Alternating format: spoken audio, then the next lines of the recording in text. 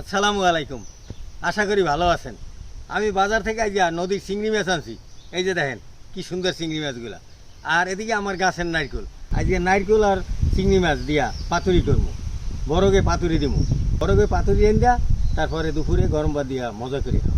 দর্শক, পাতুরি দেওয়ার জন্য এখন কেলা গাছের গোড়ায় যাই। কেলা গাছ থেকে কেলার বরফ কাটতে দেব। এখন নারকেলটা আগে খাই চলে।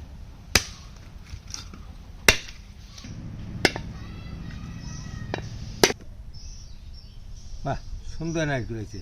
দেখছেন দর্শক, ভিতরে একটা ফোফরা হয়েছে। এটা খুব মজা। বিসমিল্লাহ।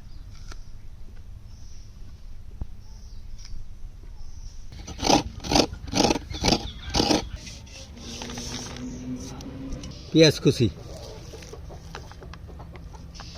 নারিকেল, স্বাদ মতো লবণ, মরিচের গুঁড়া, হলুদের গুঁড়া, সয়াবিন তেল। এবার আমি সবগুলো একাত্রে মাইখে নেব।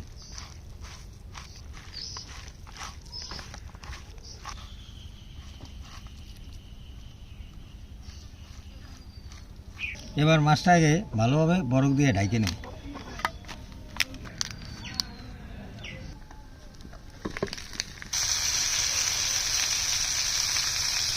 দেখি দেখি অবস্থা।